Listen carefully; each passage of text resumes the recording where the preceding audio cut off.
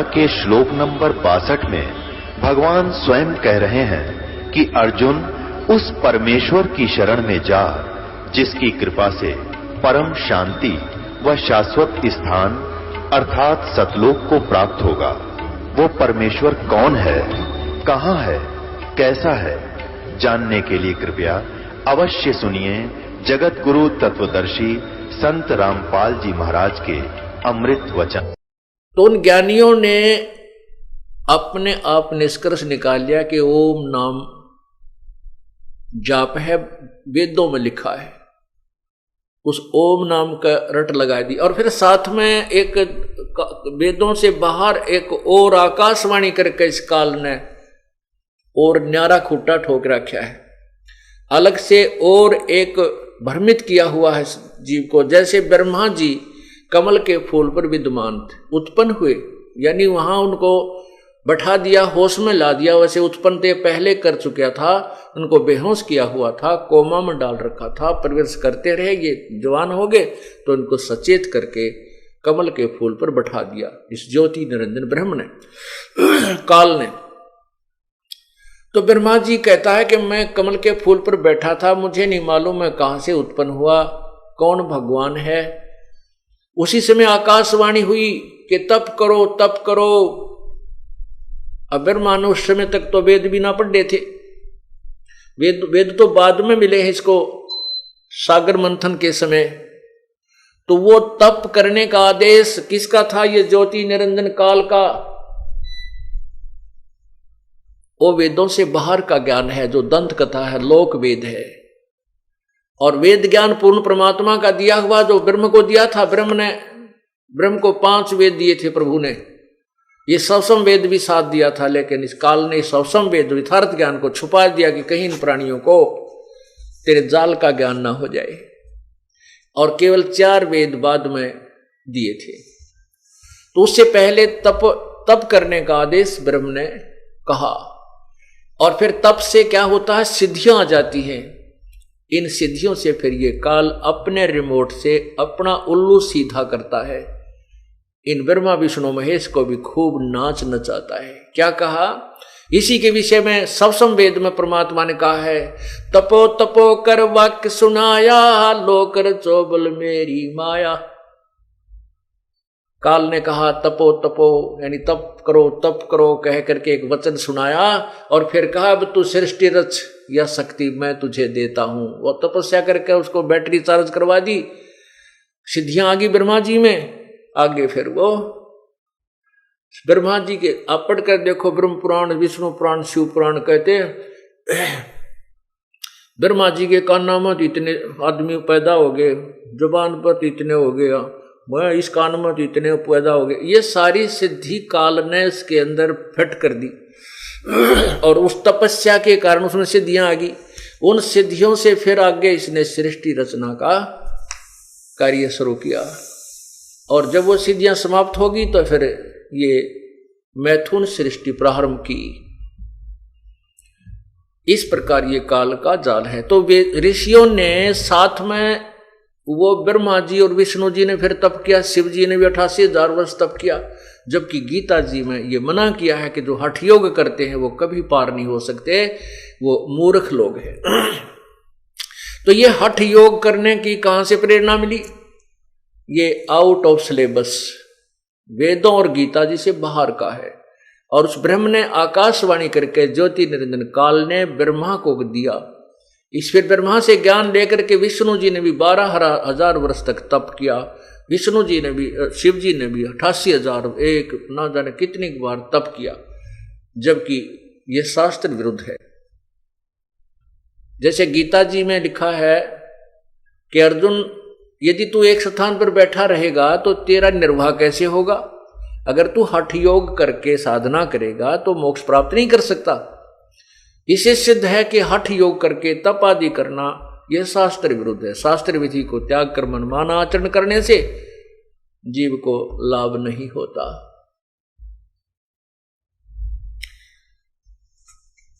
तो उन ऋषियों ने साधनाएं की,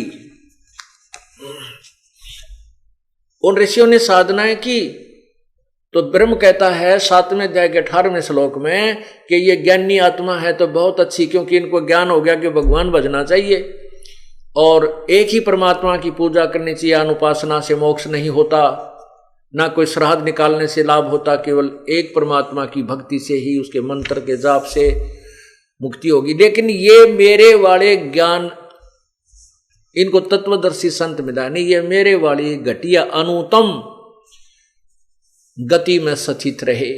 ओए होए, मेरे वाली ये घटिया, क्योंकि जन्म मृत्यु बड़ी रहेगी, कर्म का दंड गधा कुत्ता सूअर भी बनना ही पड़ेगा। ये घटिया, इसलिए काल ने अपनी साधना को भी अनुतमाम बताया है, अति अश्रेष्ठ अनुतम। 7वें अध्याय के 19वें श्लोक में फिर स्पष्ट किया है कि बहुनाम जन्मानाम अन्ते ज्ञानवान माम प्रपद्ये। बहुत बहुत जन्मों के अंत में कोई ज्ञानी आत्मा मेरे ब्रह्म तक की साधना कर पावे, नहीं तो नीचे की मुलझा रहता है। और वासुदेव सर्वमिति सर्वात्मा सो दुर्लभ है, ये बताने वाला नहीं, इस ब्रह्म से भी ऊपर एक और परमात्मा है, पर ब्रह्म से भी ऊपर जो सुप्रीम पावर है पूर्ण ब्रह्म, वही पूजा के योग्य है, वही सर्व सुखदायी है, वही पूर्ण मोक्षदायक है, वही पूजा के योग्य है। ये बताने वाला साधु तो संत तो बड़ी मुश्किल से मिलेगा, सो दुर्लभ है, बड़ी मुश्किल से मिलेगा। ओए होए, कोटों मध्य कोई नहीं रे झूमकरा, अरबों में कोई गर्क सुनो रे झूमकरा, तत्व ज्ञान कोई ना कह रे झूमकरा, ये पैसे ऊपर नाच सुनो रे झूमकरा। अब तत्व ज्ञान वो जानते नहीं कहीं कहां से, केवल फिर मनी मेकर हो गए, पैसे बनाने के तरीके ठग बना दिए। थारा पितर रुस गया, बारली रुष्ट होगी, इतने पैसे चढ़ा दे, भीतरली रुष्ट होगी, 100 रुपया दर दे। पहले 100 रुपया बहुत कीमत होती थी, 100 रुपया की बहुत कीमत होती थी, चांदी का होता था। आज तो 1000 के करीब हो से 1 रुपया, और उस समय का सोने चांदी के होते थे, बहुत पहले की बातें हैं।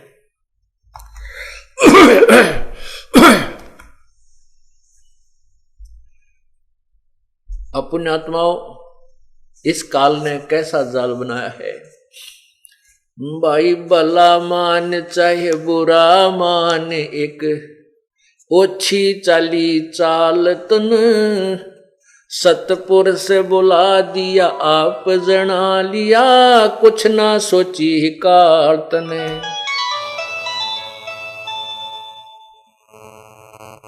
भला मान चाहे बुरा मान, भला मान चाहे बुरा मान, एक ओछी चली चाल तन, सतपुर से बुला दिया आप जना लिया, कुछ ना सोची काल तने। वेद पुराण कुरान बनाए, अधूरा कछ दिया ज्ञान तन, सुख संवेद का भेद छुपा के, गलती करी महांत ने। वेद पुराण कुरान बनाए, ओछा कछ दिया ज्ञान तन, सुख संवेद का भेद छुपा के, गलती करी महांत ने। ऋषि मुनि निराकार बतावे, साकार कहें पुराण तने, अपनी महिमा आप गाई, ये जीव कहें भगवान तने। ऋषि मुनि निराकार बतावे, साकार कहें पुराण तने, अपनी महिमा आप गाई, जीव कहें भगवान तने।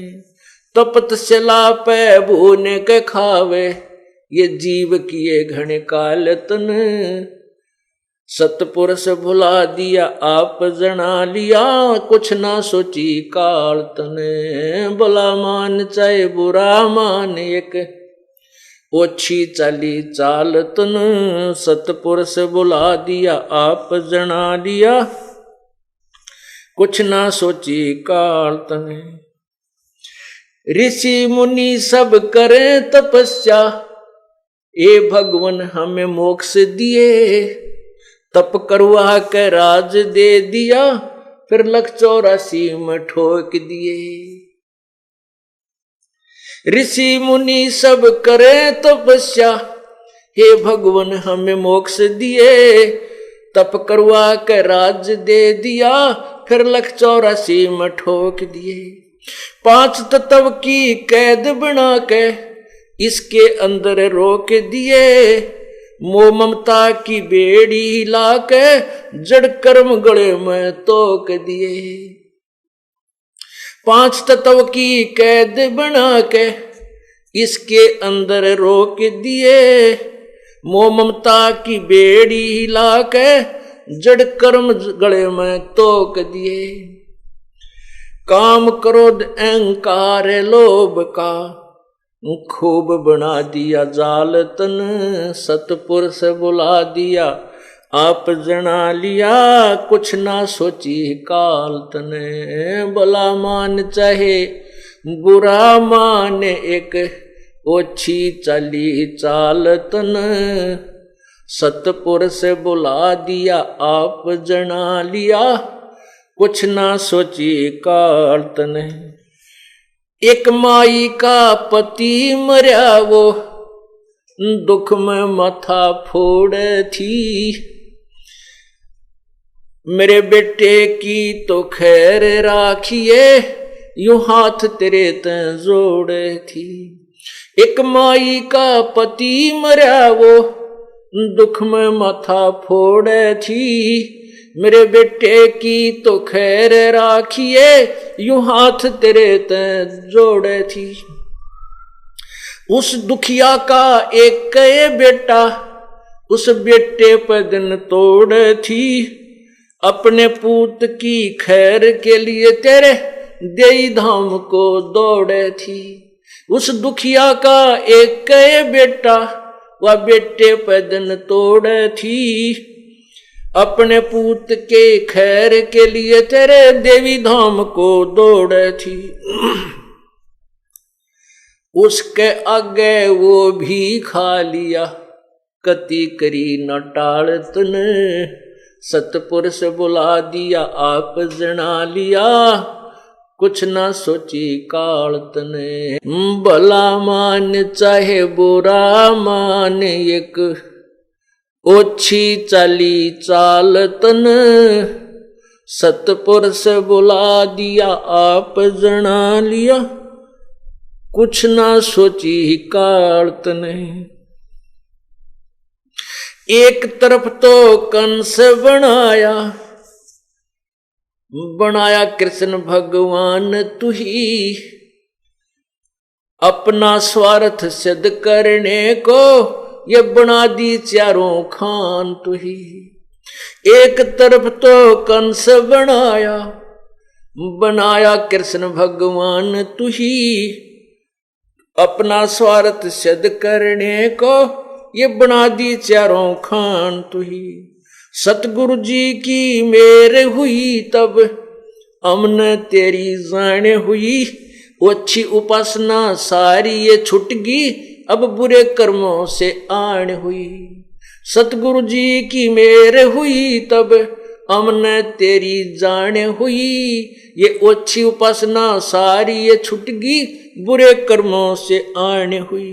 राम देवानंद धन मेरे सतगुरु, उधार दिया रामपाल तने। सतपुरुष भुला दिया आप जना लिया, कुछ ना सोची काल तने। भला मान चाहे बुरा मान एक ओछी चली चाल तन। सतपुरुष भुला दिया आप जना लिया, कुछ ना सोची काल तने। सत साहिब।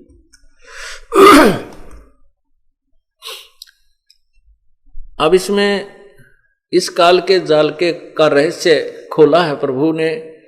परमात्मा के ज्ञान के आधार से ही ये एक पद्य भाग का शब्द है। इसमें क्या बताया है कि वेद पुराण कुरान बनाए और ओछा कथ दिया ज्ञान तने। जैसे वेदों में भी कह दिया कि पूर्ण ज्ञान तो कोई तत्वदर्शी संत ही बताएगा। अब उसने सवसम वेदों के साथ नहीं दिया, जो मास्टर की थी वो छुपा दी काल ने। अब मास्टर वो चाबी मिली नहीं, रास्ता मिला नहीं, तो हम खजाने के चारों तरफ चक्कर काटते रहे। वो धन नहीं मिला जिसका संकेत लिखा हुआ था, जिसका संकेत दिया हुआ था। कैसे?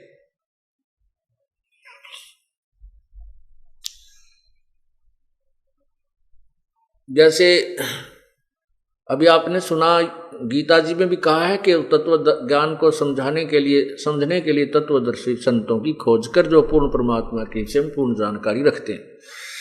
ऐसे ही कुरान शरीफ के अंदर सूरत फुरकानी नंबर 25 आयत 52 से 59 में स्पष्ट किया है कि वो परमात्मा कबीर है। और कुरान शरीफ के ज्ञानदाता अर्थात जिसको हजरत मोहम्मद जी अपना अव्यक्त खुदा मानते हैं, अल्लाह मानते हैं, वो कह रहा है कि ए पैगंबर हजरत मोहम्मद, मैं तुझे जो ये आयत बता रहा हूँ अर्थात कुरान शरीफ का ज्ञान दे रहा हूँ, इन पर विश्वास कर और इन काफरों का कहा मत मानना जो इन मेरे द्वारा दिए जा रहे कुरान शरीफ के ज्ञान को नहीं मानते। वो इस पे विश्वास नहीं करते कि कबीर परमात्मा है। और आप इसके लिए संघर्ष करना अर्थात उनकी बातों में मत आना, लड़ाई नहीं करना। संघर्ष का अर्थ, जिहाद का अर्थ झगड़ा नहीं होता, संघर्ष। वो कहते हैं ये कबीर भगवान नहीं है, तो उनकी बातों को मत मानना। भगवान ने कहा, हजरत मोहम्मद जिससे मुसलमान धर्म चला है। फिर ये भी बताया है कि वो वही परमात्मा है जिसने सभी सृष्टि रची है। 7 दिन में सृष्टि रची, 7वें दिन तख्त पर जा, 6 दिन में सृष्टि रची और 7वें दिन तख्त पर जा बैठा। फिर ये बताया है कि वही कुरान शरीफ के ज्ञान देने वाला अल्लाह कह रहा है, वो अव्यक्त प्रभु कह रहा है कि उस परमात्मा के विषय में तो किसी बाखबर से पूछ देखो। वो अविनाशी है, वो कभी मरने वाला नहीं है। उसके बारे में किसी बाखबर अर्थात तत्वदर्शी वेल नोन पर्सन जो परमात्मा के विषय में तत्व ज्ञान रखता है उससे पूछिए। इससे सिद्ध होगा कि कुरान शरीफ का ज्ञान भी इनकम्प्लीट, वेदों का ज्ञान भी इनकम्प्लीट, गीता जी का ज्ञान भी इनकम्प्लीट, अधूरा, ओछा है। इसके साथ साथ इसने अपने आप को प्रभु सिद्ध कर लिया। ऋषि मुनियों को साधना में दर्शन देता है, कभी विष्णु रूप में, किसी को शिव रूप में। जब समाधि लगाते हैं तो उसके अंदर जब ये ध्यान में जाते हैं तो उनको किसी को शिव रूप में, किसी को विष्णु रूप में दर्शन देता है, किसी को ब्रह्मा रूप में। तो फिर कोई विष्णु जी का आश्रित हो गया, कोई शिव जी का आश्रित हो गया, और आखिर में फिर इनका डंडोरा पीटना शुरू कर दिया कि यही भगवान है, सर्वशक्तिमान है। ये हमने साधना में देखे, इनके चित्र बनाए। ये तस्वीर जो आपके पास विद्यमान है, ये ब्रह्मा विष्णु महेश की तस्वीरें हैं, और इन्हीं ऐसा ही स्वरूप वो काल भी बनाता है।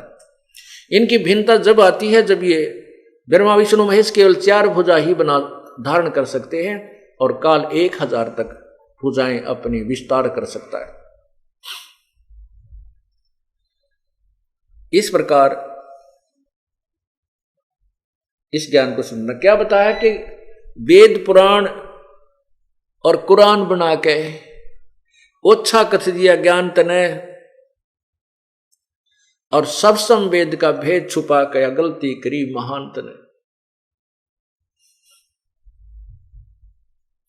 अब सब संवेद जो इसने गुप्त कर दिया, उसी का प्रचार करने के लिए परमात्मा को स्वयं आना पड़ता है।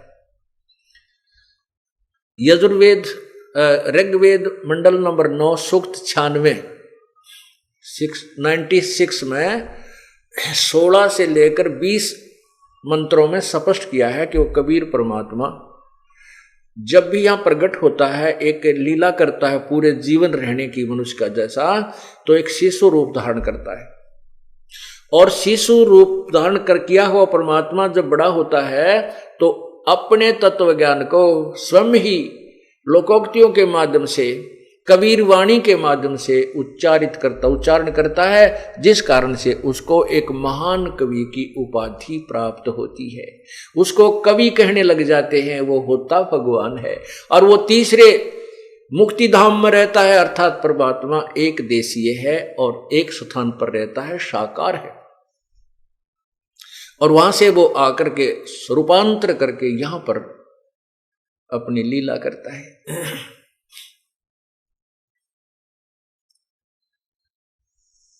अब तीसरा धाम कौन सा है?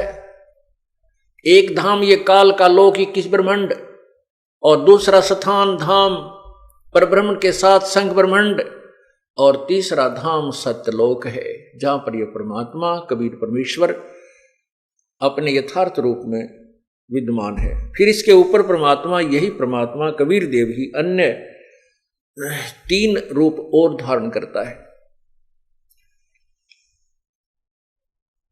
और उन्हीं नाना रूपों में स्वयं ही विद्यमान है।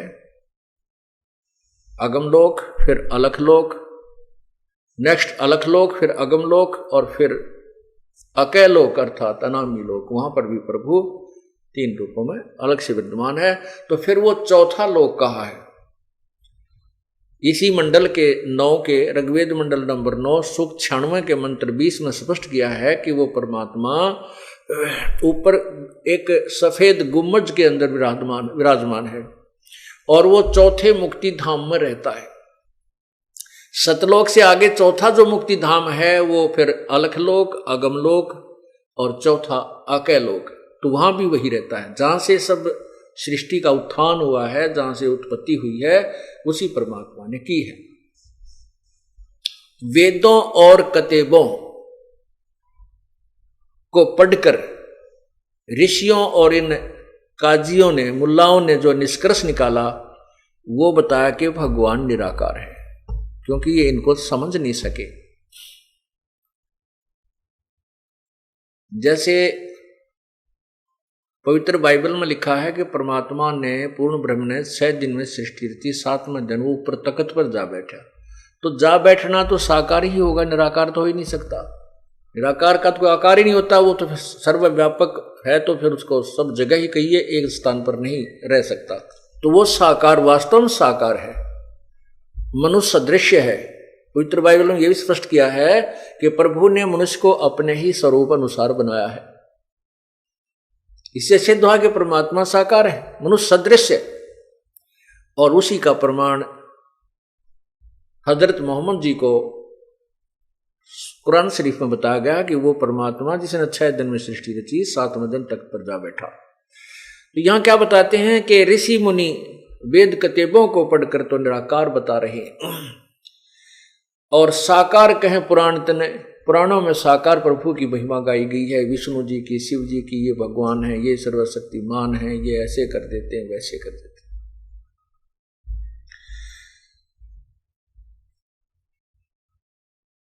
अपनी महिमा आप पर गाई और जीव के भगवान तने। क्या कहते हैं कबीर परमात्मा?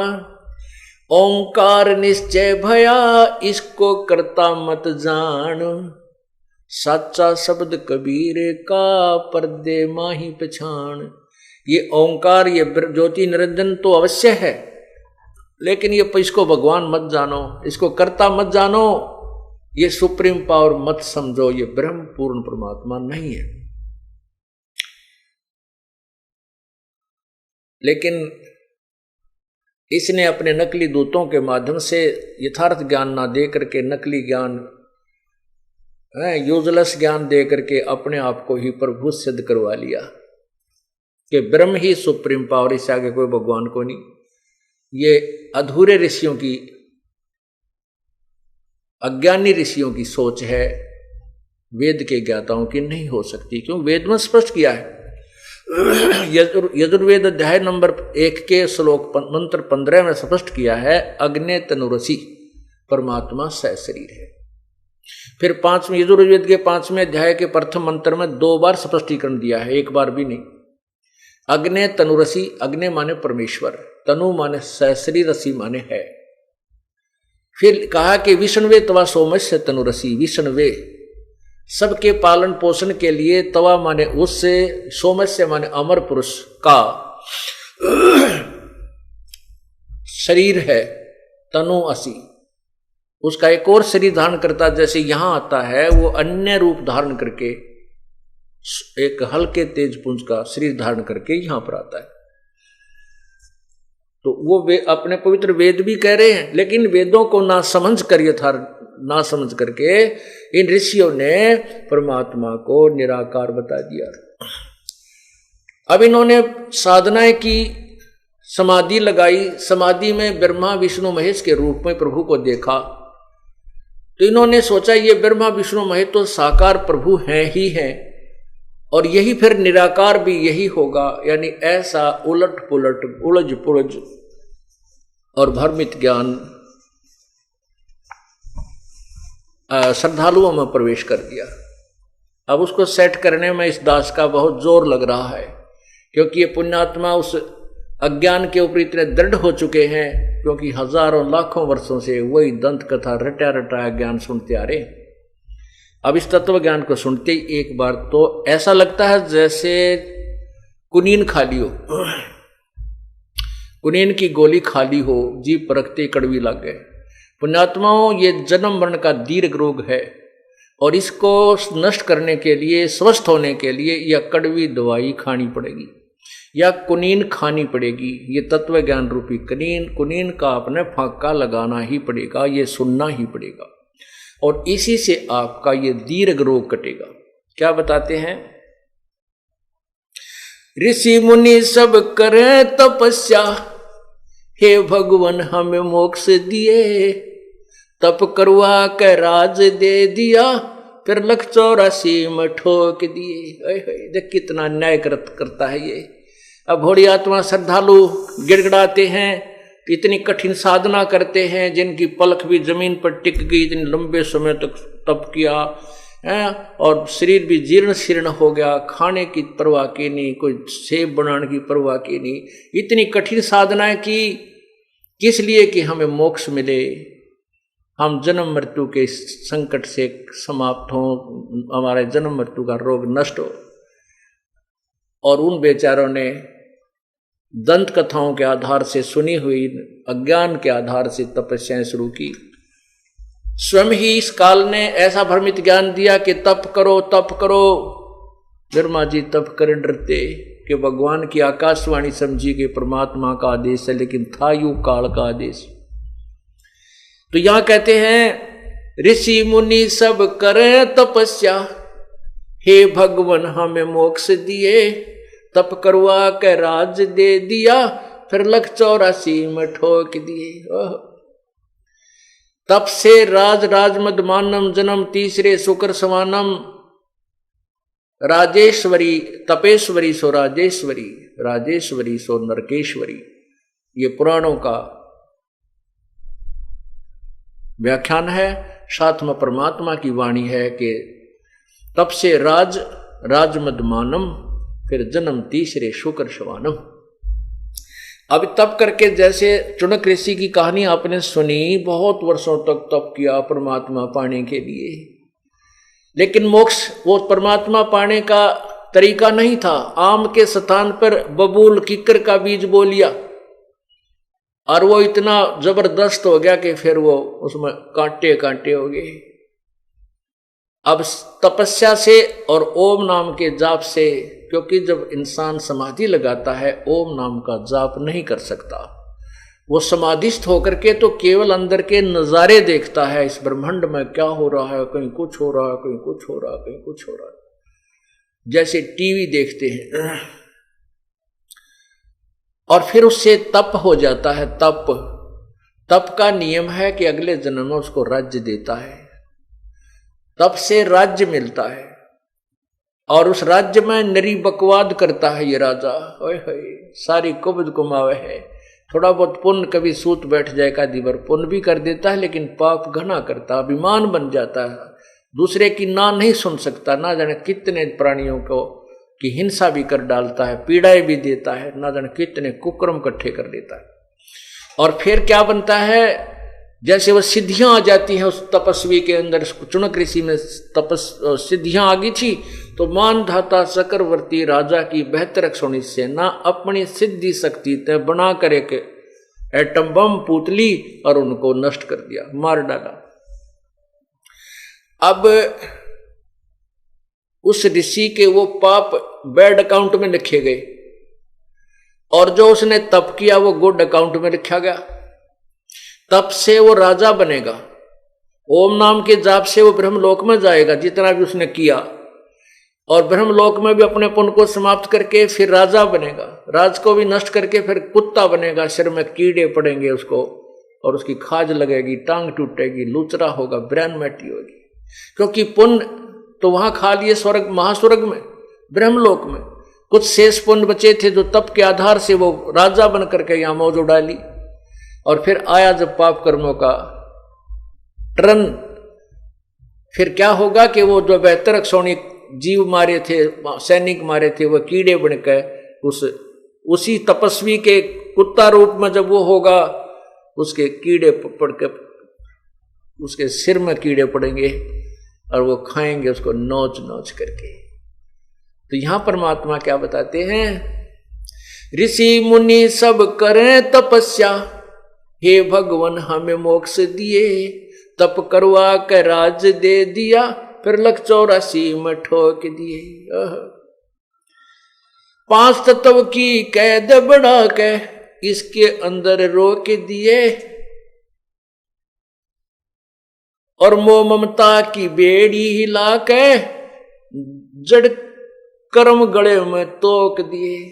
पहले हाथों में थकड़ी और पैरों में एक और चैन बेल बांधी जाती जिसको बेड़ी कहते, और गल में एक और भारी वस्तु का भारी बेल डाल के और नीचे तक उन तीनों का एक कनेक्शन कर देते थे, बेड़ी का भी और नीचे हथकड़ियों का भी, और गल में वो और एक भारी वजनी वस्तु डालते थे लोहे की।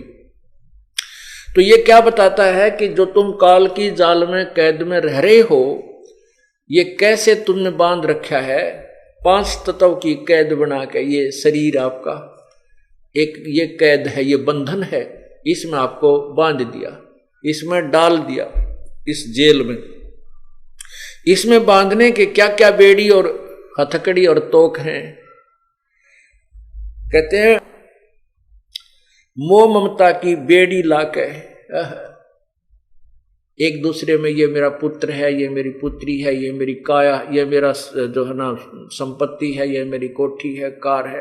कहते ये जो मोह ममता की बेड़ी तेरे बांध रखी है, और फिर जड़ कर्म गले में तोक दिए, जड़ कर्म गले में तोक दिए कि तेरा कर्म अच्छा करेगा तो अच्छा मिलेगा, बुरा करेगा तो बुरा मिलेगा, ये और हमारे गले में बांध दिए इसने। तो फिर क्या बताते हैं, काम क्रोध अहंकार लोभ का ये खूब बुना दिया जाल तने। एक बहन ने अपनी आत्मकथा बताई, इस सत्संग को सुनकर, 5 दिन का सत्संग किया था हमने एक जगह,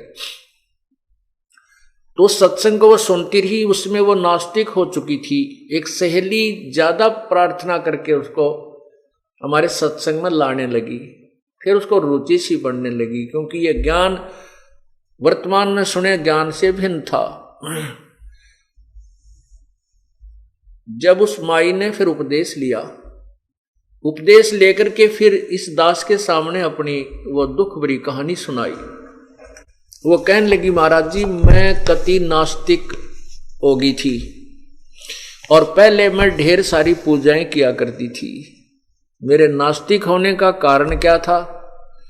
उसने बताया कि मेरी शादी हुई थी, एक पुत्र की उत्पत्ति हुई। वो लड़का हुआ 5-4 शादी के भी 4-5 वर्ष के बाद, और लड़का जब छोटा ही था इसके पिता की मृत्यु होगी एक्सीडेंट में।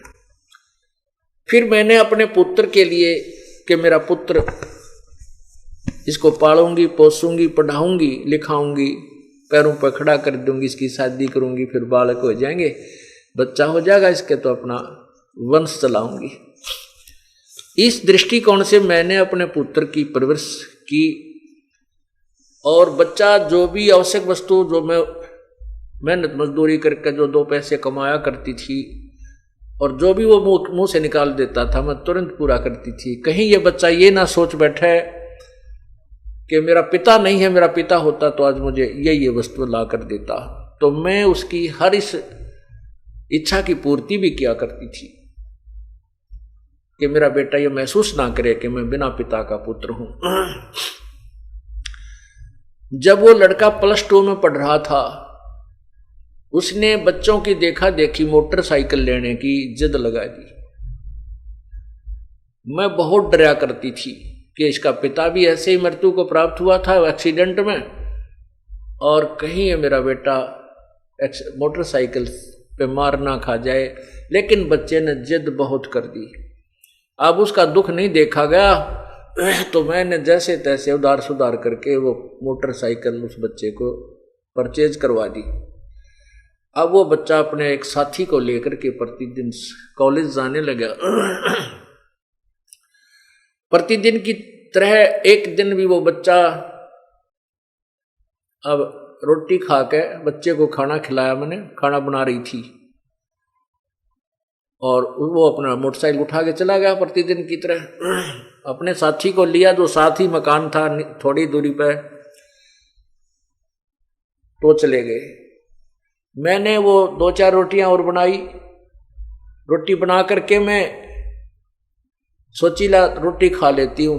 मैंने ऐसे ग्रास मुंह की तरफ किया था, इतने में वो लड़का उसका साथी, उसके भी चोट लगी हुई, कपड़े फटे हुए, थोड़ा बहुत रक्त उससे भी निकल रहा था। वो भाग गया आया, कहने लगा आंटी मेरे अब भाई की मृत्यु होगी ना, वो एक्सीडेंट हो गया भाई का। अब उसने नो कहा और मेरे हाथ से वो रोटी छूट गई मुंह में, जो आज खाने के लिए ग्रास उठाया था। अब मैं सिर पे कपड़ा नहीं, पैरों में जूते नहीं, उस बच्चे के पीछे पीछे बहुत बुरी तरह दौड़ ली। उसने स्थान बता दिया था कि वहां एक्सीडेंट हो गया। वहां गई तो वहां मोटरसाइकिल बुरी तरह टूटी हुई पड़ी थी, बच्चा नहीं था। पता चला कि वो किसी हॉस्पिटल, नजदीक ही एक अस्पताल था सरकारी, वहां लेकर गए हैं। वहां जाकर पता चला कि वो जाते ही पता लग गया कि उसकी मृत्यु हो चुकी है। कहते मैंने द्वार, उस हॉस्पिटल की द्वार का टक्कर मारी, मेरा सिर फट गया, बेहोश हो गई, 7 टांके आए मेरे सिर में। उसके बाद रो रो का बुरा हाल हो गया। और जितनी भी पूजाएं मैं किया करती थी, ठाक मैंने कुर्डिया पर फेंक दियो, देवताओं की मूर्ति मारती, और वो पितरों की जितने भी पूजाएं मैं करती थी, क्योंकि मैं ढेर सारी पूजाएं करती थी। मैंने कोई स्थान नहीं छोड़ा, जिसने भी जो बता दिया कि वहां भी जाइए वहां भी जाइए, सारे सब पूजाएं मैं करती थी, देवी देवताओं की, ब्रह्मा विष्णु जी की, शिव जी की, हनुमान जी की, संतोषी माता की, शेरावाली माता की, बाबा श्याम जी की, यानी जो भी हरिदास जी की, गरीबदास जी की, यानी जहां भी जिसने मुझे नियर बाई बताया मैं उड़े जाया करती कि हे भगवान मेरे बच्चे की लंबी आयु देना। परमात्मा कहते हैं आए हाय कि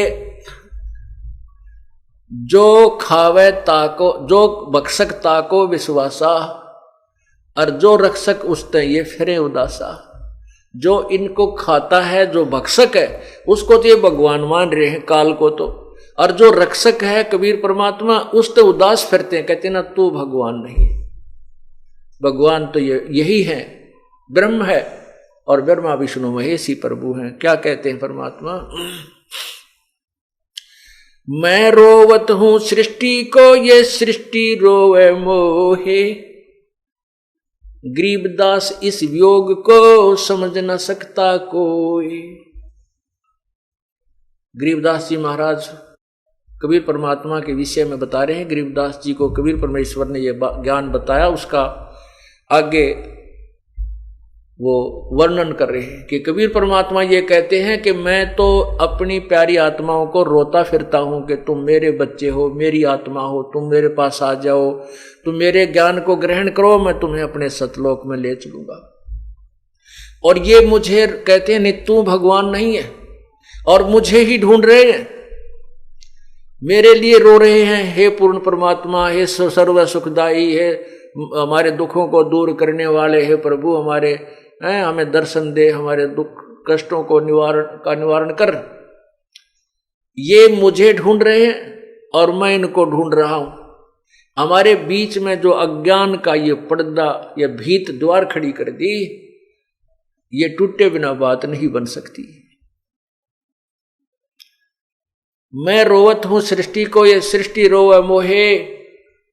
और गरीबदास जी कहते हैं, कबीर भगवान ने कह रहे हैं, हमारे इस वियोग को, हमारे इस बिछड़े हुओं को कोई नहीं समझ पा रहा। हम एक दूसरे से बिछड़े हुए हैं, ये मेरे से दूर हो गए। अब इनका मुंह काल ने मेरे से विपरीत कर दिया, उल्टा ज्ञान इनके हृदय में ठोक ठोक कर भर दिया। ये भगवान को नहीं समझ पा रहे।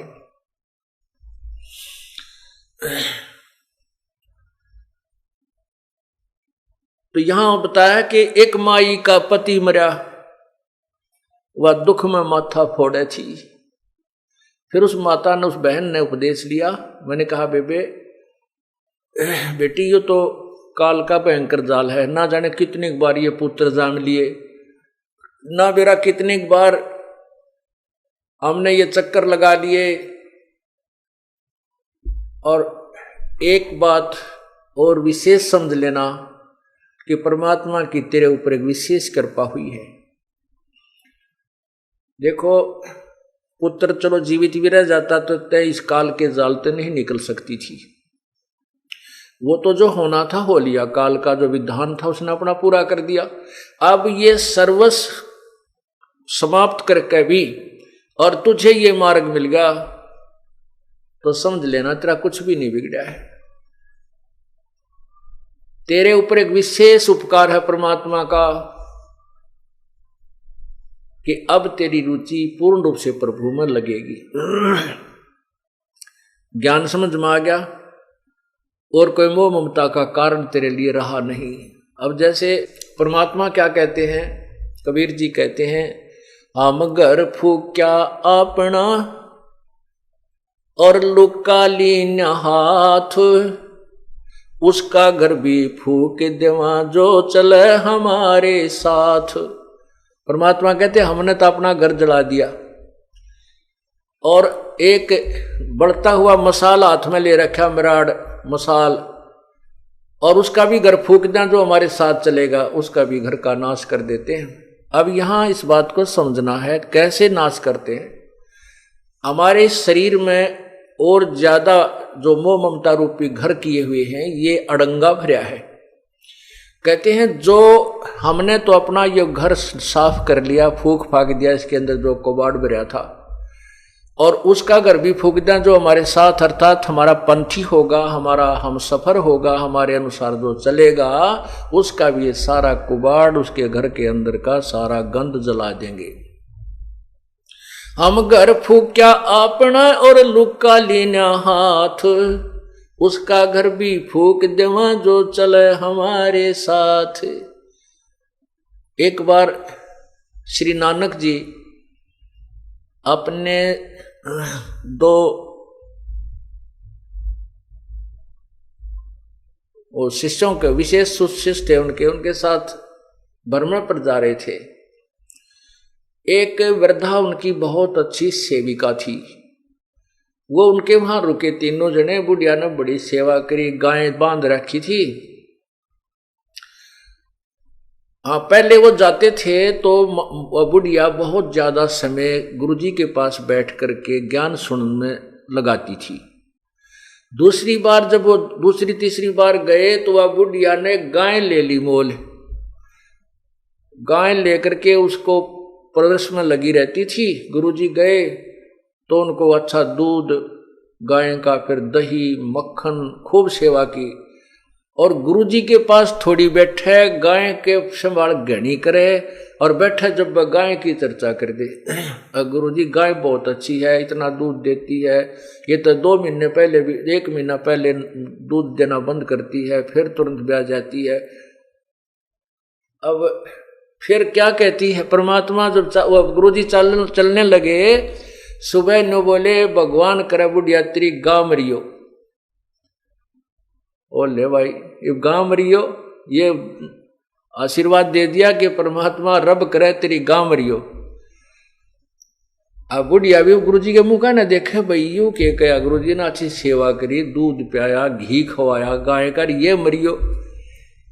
तो आगे चल के वो दोनों शिष्य पूछने लगे गुरुदेव आपने उस बुढ़िया का दिल तोड़ दिया, वो तो बड़ी खुश हो रही थी गाय को पाल करके और आपने दुर्शीष दे दी कि उसकी गाय मरे और वो तो बहुत दुखी हो जाएगी।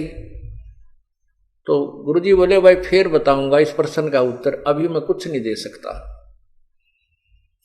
अब वह तीसरे दिन गाय मरगी बीमार होकर, गाय मरगी बुढ़िया 2-4 दिन तक दुख पाई, फिर वह फुर्सत होगी तो पहले तो वो नित्यनेम सुबह का जो गुटका भी ना कर पावा थी, उस गाय मुड़जी पुड़ज रह जाती, दिन मरण के रह रहे थोड़े कति बुढ़ा पावर या कोडी कोडी चालर गां के चिपटी रही थी, भजन ना करे थी। तो फिर वह बुढ़िया ने वो भजन का समय खूब मिल गया, अपना अच्छा भजन करे सुबह शाम दोपहर दिन में भी, उलगी सी होगी। फिर गुरुजी आए 2-1 महीना के बाद। अब उन चेलों को ये हो रही बुढ़िया जाते बोगरा मारेगी महाराज, तू खड़ा आ गया मेरी गांव मरगी, आशीर्वाद दुर्शाशीष दे के गए थे। तो जाते ही बुढ़िया ने बड़ी सेवा करी, खाट बिछाई, बैठाए गुरुदेव को। तब परमात्मा गुरुजी ने पूछा कि बुढ़िया सुना कुछ भजन सिमरन ठीक बन रहा है, बिलाजी मौज होगी, और आपका जो वचन फल गया वो गां मरगी व गां ना मरा होता मैं मरूं, अर्थात मैं अधूरी जाति मेरी भक्ति नहीं बनती प्रभु व गां की मृत्यु होने से, और मुझे भजन का समय मिल गया, आपने मेरे ऊपर बड़ा रहम किया। तो परमात्मा ने कहा बुढ़िया उस समय तक तने मैं बहुत बुंडा लग गया, जब तक तुम अंदर अंदर खूब गाल दे थी मेरे ती बताइयो किसे गुरुजी हुए मेरे पशुओं ने मार कर राजी है, कहा जी एक बार तो मन में खोट आया था, परंतु बाद में समझ में आई। तब परमात्मा उस गुरुदेव ने बताया श्री नानक जी ने कि बुढ़िया ये काल का जाल है, ईब तेरा कौन सा पहलवान बनने का समय है, अपने 2 रोटी खा लू की सूखी भजन करे, बताई दूध मत के काटेगी के दही न फूकेगी, टाइम तेरा थोड़ा सा रह रहा है, भक्ति तू कर नहीं रही थी, सारा दिन गां की चर्चा चल रही थी, इससे के चक्कर में रह थी, मैं भी तेरे पास डटा तो तूने सारा दिन में तो जो है ना 10% मेरी बात सुनी, 90% तू अपने झंझट में फंस रही थी। अब तेरे उपकार के लिए ये आशीर्वाद देना पड़ा कि तेरी या गऊ यहां से छुटे। तो पुण्यात्मा फिर बुढ़िया का कसूती समझ में आ गई, अके भगवान कति नाश हो गया था, मेरे तो अंतिम समय आ रहा था और कति राम नाम की रुचि रही नहीं थी, गाय मुड़ रही थी। तो पुण्यात्मा संत जो करते हैं वो ठीक करते हैं, भगवान जो करता है वो बहुत अच्छा करता है। उसके लिए क्या बताते हैं कि कोट जन्म तन भर मत होगे कुछ ना हाथ लगा रे, कुकर सुकर खरबा बोरे कौआ हंस वगारे, कोटि जन्म तू राजा की न मिटी न मन की आशा, और भिक्षक होकर दर दर घूम लिया ये मिला ना निर्गुण रासा। इंद्र कुबेर इसकी पदवी ब्रह्मा वरुण धर्मराया, और विष्णुनाथ के लोक को जाके फिर भी उल्टा आया। अब उस माई का यह बात समझ में आई तो वो घनी खुश होगी, न बोली बेटा तक गया सो यो तो दुख भूला नहीं जाता, लेकिन अब काम सीधा मिल गया मुझे। अपनी भक्ति करी बुढ़िया ने खूब डट के, और कहते हैं वहां उसके दूसरे पड़ोसी बता रहे थे कि शाम के समय एक पैर नीचे बुढ़िया का, एक पैर ऊपर, और नो कड़लाएं जैसे नो की नो सुबह बैठी पाई मरी पाई, आराम से गई, यानी इतना सुंदर मौत हुई पता भी नहीं चला। तो पुण्यात्माओं इस काल के जाल को परमात्मा ही समझा सकता है। कहते एक तरफ तो कंस बनाया कृष्ण भगवान तू ही, अपना स्वार्थ सिद्ध करने को बना दी चारों खान तू ही। अब देखो काल का कितना जबरदस्त जाल है। एक तरफ तो कंस राक्षस पैदा कर दिया दुर्बुद्धि, और उसने उसके द्वारा फिर अपनी ही बहन को यातनाएं दिलवाई। आकाशवाणी खुद कर दी काल ने कि तेरी मृत्यु तेरी ही बहन की 8वीं संतान से होगी, तेरे मारने वाला तेरी बहन की कोख से उत्पन्न होगा। बताइया कि 8 लाग रही थी तो होना था वो हो जाता। ये क्यों बोली आकाशवाणी? किसने बोली? इस काल ने बोली। ये सारे कुकर्म खुद करवाता है, जीव को दोषी बनवा देता है और फिर सजा देता है। अब कंस को कौन ज्ञान समझावे? कंस एक तरफ तो उस आकाशवाणी को सत्य मान रहा है कि जो उसमें कहा वो सत्य है कि तेरी मृत्यु तेरे ही बहन की 7वीं यानी कोख से उत्पन्न हुई संतान से होगी। अब पुण्यात्मा जब उसको कोई विद्वान गुरु मिलता तो उसको कहता, कंस जब इस आकाशवाणी को तो शुद्ध मान रहा तो इसको फेल कैसे कर देगा? अब तू अपनी सूझबूझ से भगवान के आदेश को कैसे चेंज कर सकता है? या तो होगी, तू और पाप इकट्ठे मत कर। अब इतनी दुर्बुद्धि होगी थी उसकी कि उसने अपने आप भगवान से भी बड़ा बनने की चेष्टा की। एक तरफ तो आकाशवाणी को सत्य मान रहा है कि तेरी मृत्यु होगी, ऐसे ही होगी, और फिर उसको निष्क्रिय करने के लिए अपनी बकवाद शुरू की। अपने बहनोई और बहन को कैद में डाल दिया, उत्पन्न होने वाली संतान को बेरहमी से मार डाला, और फिर आकाशवाणी हुई कि तेरे मारने वाला जन्म ले चुका है। आसपास के नवजात शिशु मरवा डाले। ओए कति जो 5-7 वर्ष तक के थे उनको सबको मार डाला, कत्लेआम करवा दिया उस पाप आत्मा ने, और बचा फिर भी कोई ना। और वहां फिर क्या कहते हैं कि एक तरफ तो कंस बनाया कृष्ण भगवान तो ही, और फिर विष्णु को रिमोट भर दिया, विष्णु को वहां उत्पन्न कर दिया, और विष्णु ने फिर उसको कंस को मार दिया। अब कंस के मार देने से, क्योंकि वह इतना अत्याचार कर रहा था, लोग इतने भयभीत हो रहे थे, और कंस के मार देने से, श्री कृष्ण द्वारा मर जाने से सबने बड़ी खुशी जताई। तो श्री कृष्ण जी की महिमा बना दी, भगवान ने पढ़ा है तो भाई भगवान ने पढ़ाई, उन दुखियों ने तो भगवान दिखाई दिया। अब इस प्रकार उस काल ने ये जाल चल के चाल इस श्री कृष्ण जी और उर्फ विष्णु जी अपने पुत्र की महिमा बनवा दी। अब ये भोड़ी आत्मा उसी गुण ने गा के, उसी कथाओं को रिपीट कर करके, और श्री कृष्ण अर्थात विष्णु जी सतोगुण भगवान की साधना पर आश्रित कर दिए काल भगवान ने। जबकि वेद कहते हैं कि तीनों गुणों की पूजा ये मूर्ख लोग करते हैं। गीता जी अध्याय नंबर 7 के श्लोक 12 से 15 में स्पष्ट किया है। गीता जी का ज्ञान वेदों का ज्ञान है, और इसमें थोड़ी सी खिचड़ी काल ने अपनी भी पका रखी है, जो युद्ध करवाने के लिए ऊट पटांग अपनी तरफ से भर दिया। कहा है कि तू युद्ध कर, तुझे कोई पाप नहीं लगेंगे। दूसरे अध्याय के 37वें श्लोक में कहता है कि अर्जुन तेरे दोनों हाथों में लड्डू है, यदि युद्ध में यदि तो कहते हैं कि लाभ हानि को भूल के और निस्वार्थ भाव से युद्ध कर तो मुझको ही प्राप्त होगा, विजय को प्राप्त होगा।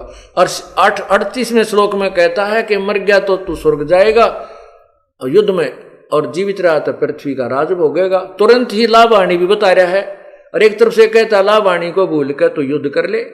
या जो बीच में खिचड़ी उल्टी सुल्टी पकाई है, ये काल के अपने कुछ मिक्स्ड हैं, दोगले शब्द हैं। अर्जुन ने कहा कि भगवान तेरी दोगली बातें मुझे अच्छी नहीं लगती, एक तरफा ज्ञान बता जो मेरे हित में हो, ये स्पष्ट किया। तो वेदों का जो ज्ञान है वो वेदों से मिलता है गीता जी में, और उसके थोड़ा सा भिन्न है वो काल का अपना लोक वेद है।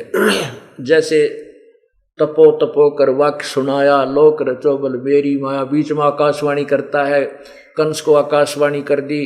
ये सारी काल की खिचड़ी है। ये एक तरफ तो कंस बना दिया, उसको ऐसे पाप करवा दिए खुद ही, और एक तरफ अपना अंश भेज दिया, विष्णु भेज दिया श्री कृष्ण रूप में, वो कंस मरवा दिया, और सारे प्राणी उस कंस के ऊपर आश्रित, विष्णु उर्फ कृष्ण जी पर आश्रित हो गए, उसको भगवान मानने लगे। तो वो बुद्धि हमारी ऐसी दृढ़ कर दी काल ने। तो यहां क्या बताते हैं, एक तरफ तो कंस बनाया, बनाया कृष्ण भगवान ने तुही, अपना स्वार्थ सिद्ध करने को ये बना दी चारों खान तुही। सतगुरु जी की मेर हुई तब हमने तेरी जान हुई, राम देवानंद ओछी उपासना सारी ये छुटगी, इन बुरे कर्मों से आन हुई। राम देवानंद धन मेरे सतगुरु, उधार दिया रामपाल तन, सतपुरुष भुला दिया आप जना लिया, कुछ ना सोची काल तन। अब क्या बताते हैं कि परमात्मा सतगुरु कबीर परमेश्वर के तत्व ज्ञान और गुरुदेव की कृपा हुई तो हमने तेरे जानकारी हुई कि तू काल है और ये क्या झंझट है, ये कैसे जाल तूने फैला रखा है। इस प्रकार हमारी ओछी उपासना, आन उपासना, वो सब हमने त्याग दी, वापस छूट गई। अपने आप रुचि ही नहीं रही इन अन्य पूजाओं के करने में, और बुरे कर्मों से आन हुई। बुरे कर्मों से परहेज हो गया, आन होगी, हमें उनकी कसम होगी हम बुरे काम नहीं करेंगे, क्योंकि हमें पता लग गया कि बुरे कर्म करेंगे तो उनका भोग भी भोगना होगा। और परमात्मा गुरुदेव की रजा से इस जीव का उद्धार होता है। पुण्यात्माओं, ये कोई कृपा है प्रभु की। अब वो कृपा केवल कबीर परमेश्वर ही कर सकता है और नहीं कर सकता कोई भी। हमारे सब दुखों का निवारण करने वाले भी कबीर परमेश्वर ही है। हमारे संकटों के निवारण करने वाले भी प्रभु कबीर जी हैं, अन्य नहीं कर सकते। संकट मोचन कष्ट हरण हो, मंगल करण कबीर के आगे शरण तेरी। संकट मोचन कष्ट हरण हो, मंगल करण कबीर के आगे शरण तेरी। पहले तो मोह ज्ञान नहीं था, प्रेम होया ना तेरे में। पहले तो मोह ज्ञान नहीं था, प्रेम होया ना तेरे में। दीन जान के माफ कीजियो, खता हुई बिन बेरे में। दीन जान के माफ कीजियो, खता हुई बिन बेरे में। अनगिन अवगुण भरे मेरे में, ये माफ करो तकसीर के आगे शरण तेरी। संकट मोचन कष्ट हरण हो, मंगल करण कबीर के आगे शरण तेरी। जम्बुक वाली रात 84 आन गिरा हूं झेरे में। जम्बुक वाली रात 84 आन गिरा हूं झेरे में। ऊंची ऊंची लाई छलांगा, यत्न किए बहु तेरे में। ऊंची ऊंची लाई छलांगा, यत्न किए बहु तेरे में। काम क्रोध अहंकार लोभ की, ये मोटी जड़ी जंजीर के आगे शरण तेरी। संकट मोचन कष्ट हरण हो, मंगल करण कबीर के आगे शरण तेरी। कर्म कुसंगत बहुत किए, वो जाते हैं नहीं कहे। कर्म कुसंगत बहुत किए, वो जाते हैं नहीं कहे। आके आप संभालो सतगुरु, लख 84 में जाहे बहे। आके आप संभालो सतगुरु, 84 में जाहे बहे। जन्म मरण के कष्ट सहे, अब मेटो जन की पीर के आगे शरण तेरी। संकट मोचन कष्ट हरण हो, मंगल करण कबीर के आगे। गुप्त रूप में सब काज सारते, जो भी विपता आन पड़े। गुप्त रूप में सब काज सारते, जो भी विपता आने पड़े एक दिन दर्शन देने होंगे, दीन दयाल नो नहीं सरे एक दिन दर्शन देने होंगे, दीन दयाल नो नहीं सरे तुम बिन पापी नहीं तेरे, मेरा अवगुण भरा शरीर के आगे शरण तेरी। संकट मोचन कष्ट हरण हो मंगल करण कबीर के आगे शरण तेरी। संकट मोचन कष्ट हरण हो मंगल करण कबीर के आगे शरण तेरी। प्रेमी पक्षी दुखी होते हैं जब भी छुड़ जा रात पड़े, प्रेमी पक्षी दुखी होते हैं जब भी छुड़ जा रहन पड़े, हम युगों युगों के बिछुड़े फिरते कैसे अब मन धीर धरे, हम युगों युगों के बिछुड़े फिरते कैसे ये मन धीर धरे, जैसे जलबन मीन मरे मेरी ऐसी हुई तासीर के हो आगे शरण तेरी। संकट मोचन कष्ट हरण हो मंगल करण कबीर के आगे शरण तेरी। संकट मोचन कष्ट हरण हो मंगल करण कबीर के आगे। रजा तेरी से दादू नानक जी का सतलोक में वास हुआ, रजा तेरी से दादू नानक जी का सत्यलोक में वास हुआ। 100 प्रश्न उत्तर कीने तब धर्मदास को विश्वास हुआ, 100 प्रश्न उत्तर कीने तब धर्मदास को विश्वास हुआ। भगत के कारण ख्वास हुआ जागी सुल्तानी की तकदीर के आगे शरण तेरी। संकट मोचन कष्ट हरण हो मंगल करण कबीर के आगे शरण तेरी।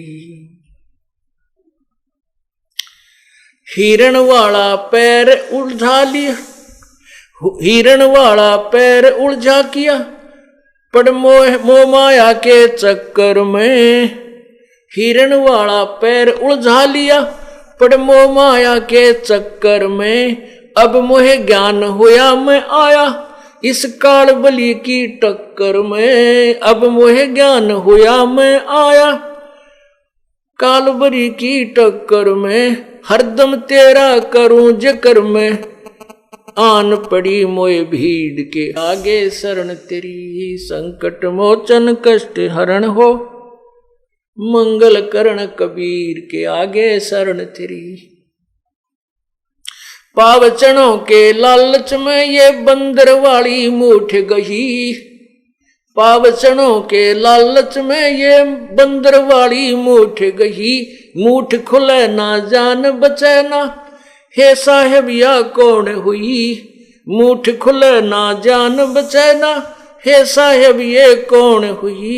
रामपाल सतगुरु शरण लई खाई शब्द दूध की खीर के आगे शरण तेरी। संकट मोचन कष्ट हरण हो मंगल करण कबीर के आगे शरण तेरी।